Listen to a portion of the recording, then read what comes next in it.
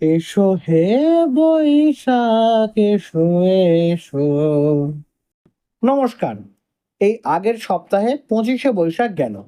বিশ্বকবি সকলের কাছেই প্রণম্য, কিন্তু আমাদের এই পোড়া দেশে রবীন্দ্রনাথকে মাথায় করে রাখা হলেও অনেক কবি বা সাহিত্যিককে তাঁর যথার্থ সম্মান দেওয়া হয়নি। আজ এমন এক লেখকের কথা বলবো, যিনি শেষ বয়সে চরম দুর্দশার ভেতরে কাটিয়েছিলেন। আজ উপেক্ষিত নায়কের পঞ্চদশ পর্বে আমাদের শ্রদ্ধার্ঘ্য শ্রী শিবরাম চক্রবর্তীকে। বিংশ শতকের গোড়ার দিকের কথা। দর্জিপাড়ায় নয়াচাঁদ দত্ত লেনে শিবরাম চক্রবর্তী জন্মগ্রহণ করেছিলেন। তিনি ছিলেন চাঁচলে রাজপরিবারের সন্তান। তিনি বিদ্যালয়ে পাঠরত অবস্থাতেই দেশবন্ধু চিত্তরঞ্জন দাসের সংস্পর্শে আসেন ও স্বাধীনতা আন্দোলনে যোগদান করেন। এরই ফলস্বরূপ তাকে কারাবরণও করতে হয়। তিনি বিজলি ও ফরওয়ার্ড পত্রিকার সম্পাদক হিসেবেও কাজ করেন। বিখ্যাত যুগান্তর পত্রিকার প্রকাশক এর ভূমিকাও তিনি পালন করেন।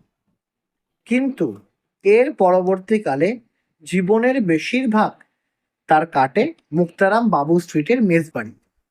এই সময়ে তিনি কৌতুক সাহিত্য চর্চা থেকে শুরু করে কবিতা, নাটক সবই লেখেন। কবিতা রচনা দিয়ে সাহিত্য জীবনের পথ চলা শুরু হয় তার। ভারতী পত্রিকাতে তাঁর প্রথম লেখা কবিতা প্রকাশিত হয়। তিনি এরপর পয়সার জন্য কাগজ ফেরি করা শুরু করেন। তার প্রথম প্রকাশিত বই হলো মানুষ ও চুম্বন। কিন্তু হর্ষবর্ধন ও গোবর্ধনকে নিয়ে তার লেখা কৌতুক গল্পগুলো আজও পাঠককুলের কাছে সব থেকে বেশি জনপ্রিয়। এছাড়াও মৃত্যু কি করে সুখের হয়, নরক ভোগ কি করে আনন্দের হয়, আর ছাড় পোকার সাথে কিভাবে সহাবস্থান করা যায়, এই সব অদ্ভুত ঘটনাকে হাস্যরস দিয়ে আমাদের সবার সামনে তিনি মেলে ধরেছিলেন। যেমন উনার রচনা করা নাটক তোতলামি সারানো স্কুল আজও অনেক জায়গায় মঞ্চস্থ করা হয়। কিন্তু আপনারা জানলে অবাক হবেন, রাজ পরিবারে জন্ম নেওয়া এই সাহিত্যিকের শেষ জীবন কি করুণ দুর্দশার ভেতরে কেটেছিল। এমনিতেই তিনি অনাড়ম্বর জীবন যাপন করতেন। তাঁর অবহেলার কারণে তাঁর জীবনের বহু লেখা তিনি সংরক্ষণ করে রাখতে পারেননি।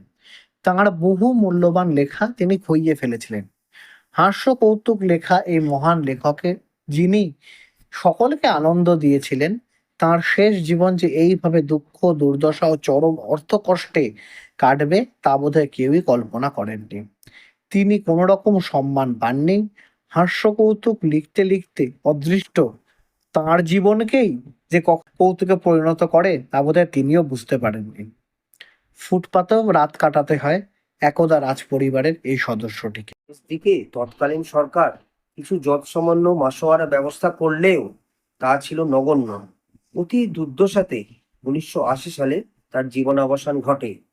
আপনারাই ভেবে দেখবেন, একেই বোধহয় বলে নিয়তির পড়াল রূপ।